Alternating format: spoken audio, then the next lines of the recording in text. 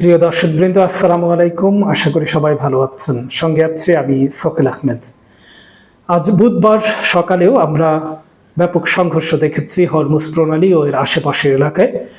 America এবং ইরানের মধ্যে ব্যাপক পাল্টা হামলা ঘটনা ঘটেছে।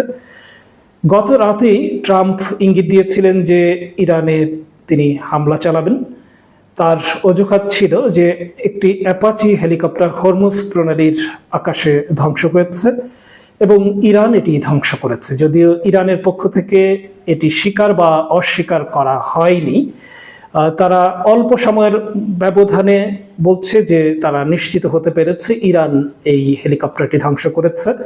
যদিও ইরানের মিনাব শহরে স্কুলে শতাধিক স্কুল শিশুকে হত্যার ঘটনার বিষয়ে তদন্ত এখনো চলছে বলে ট্রাম্প দাবি করছেন। তারা বলছেন যে সেই হামলাটি আসলে আমরা ঘটিয়েছি কিনা সেটি নিয়ে তদন্তের ফলাফল এখনো আমরা পাইনি।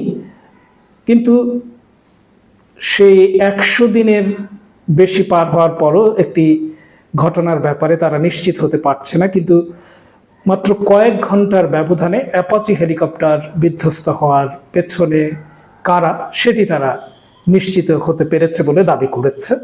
এবং এই অজুহাতেই ইরানের জাস্ক, কেশ এবং সিরিক দ্বীপে তারা হামলা চালিয়েছে। এই হামলার সবচেয়ে বিপজ্জনক দিকটি হলো এই দ্বীপে ইরানের পানি সংরক্ষণাগারে হামলা চালানো হয়েছে।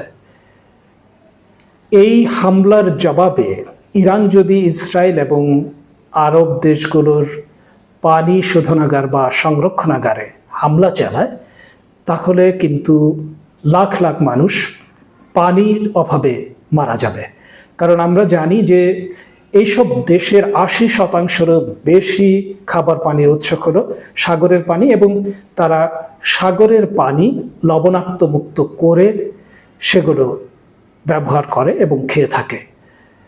কিন্তু ইরানের অবস্থান এর উল্টো, অর্থাৎ ইরানের খাবার পানির উৎস খুব কমই সাগরের পানি। অর্থাৎ ইরান বরফের অর্থাৎ তুষার গলা পানি সংরক্ষণ করে থাকে এবং মাটির নিচ থেকেও একটা বড় অংশ উত্তোলন করে থাকে।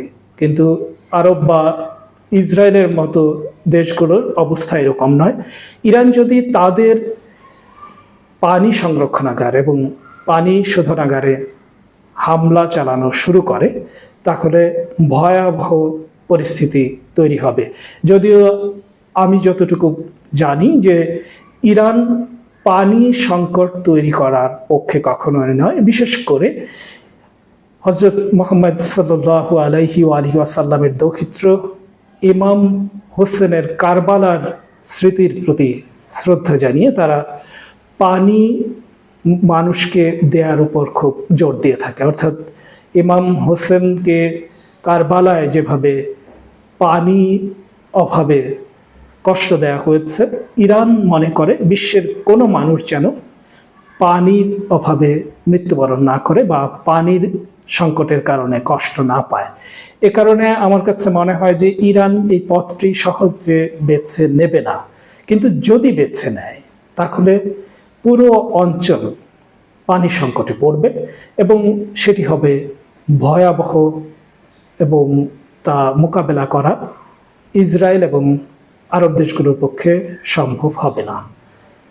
ইরান আমেরিকার হামলার পর পাল্টা জবাব দিয়েছে এবং সেই জবাব ছিল ভয়াবহ।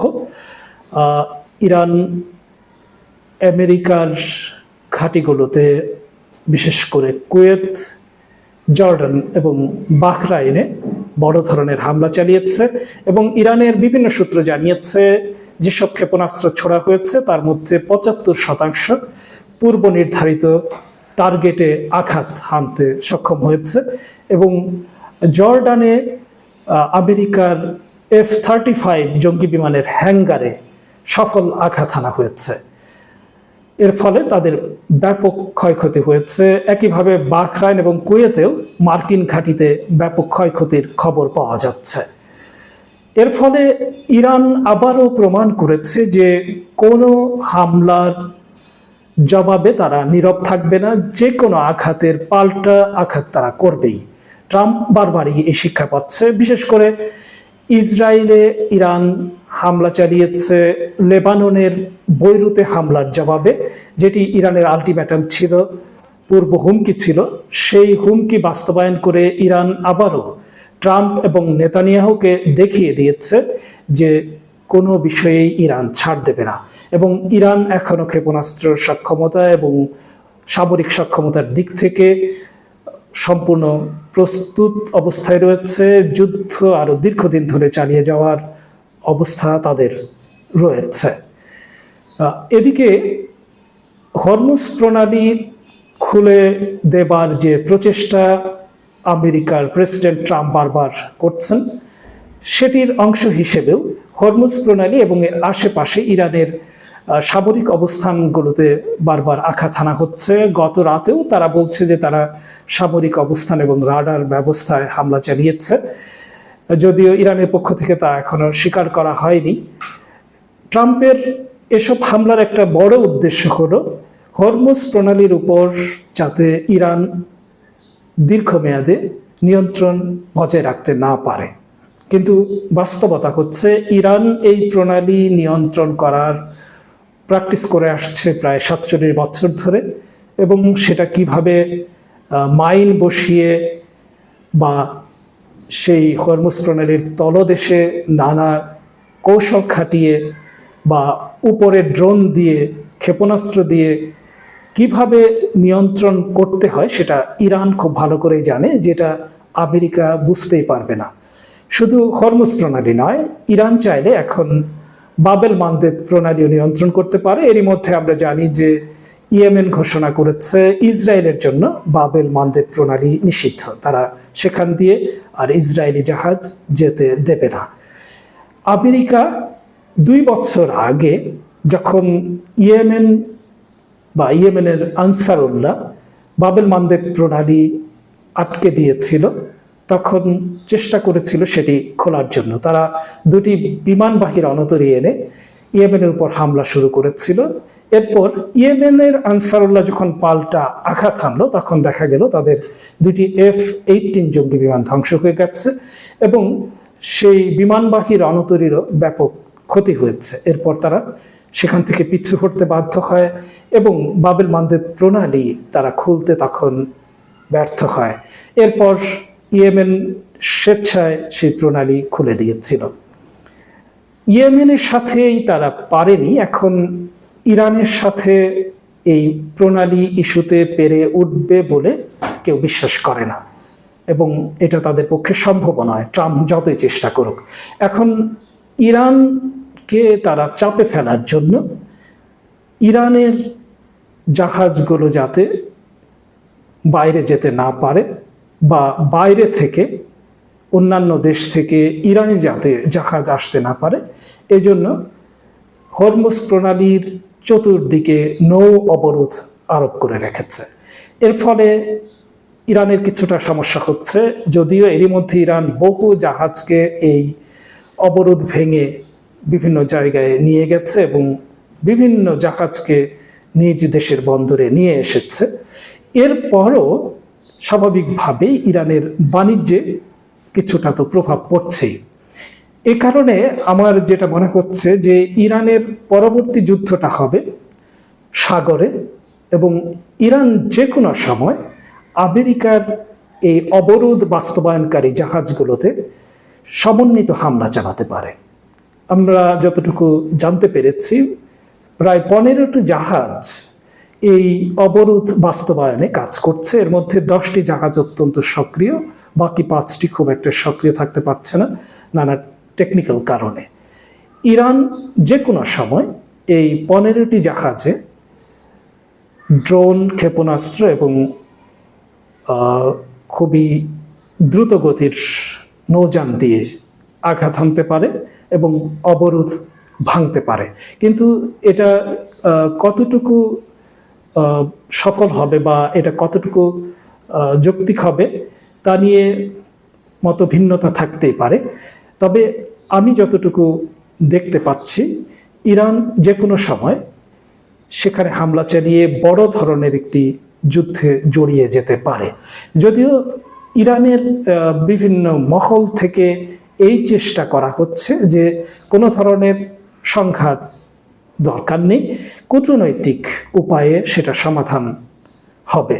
কিন্তু ইরান কূটনৈতিক উপায়ে চেষ্টা করে সফল হতে পারছে না, কারণ ট্রাম্প কোনো কথায় থাকছেন না, অর্থাৎ কোনো কথা, কোনো প্রতিশ্রুতি তিনি বাস্তবায়ন করছেন না। আজ যেটা বলছেন আগামীকাল সেটা চেঞ্জ করে ফেলছেন। এ কারণে ইরান এখন চাইছে প্রথমে কূটনৈতিক এবং সামরিক দুইভাবে চেষ্টা চালানোর পথে এগোতে, কিন্তু আমার ধারণা তাতে সফল না হলে ইরান বড় ধরনের আঘাত হানবে এই নৌযানগুলোর উপর।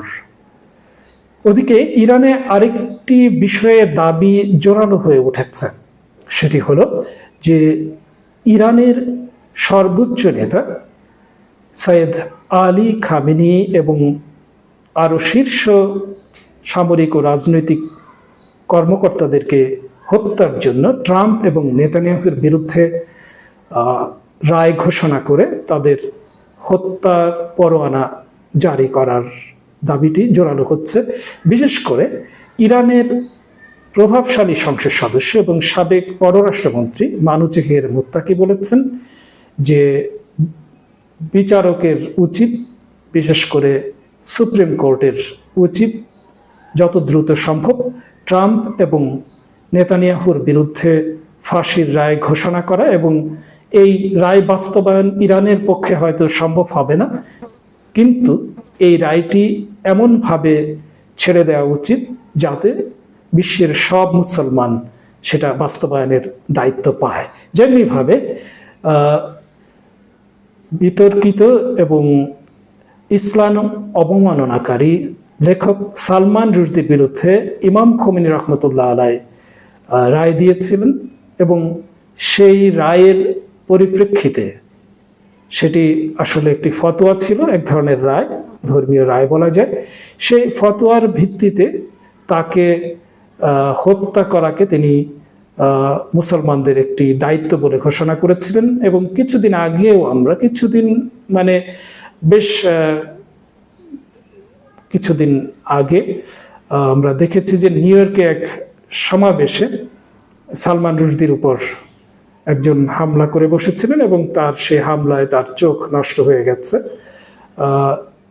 এই যে ফতোয়া ছিল, এই ফতোয়ার কারণে সালমান রুশদির জীবন দুর্বিষহ হয়ে উঠেছে।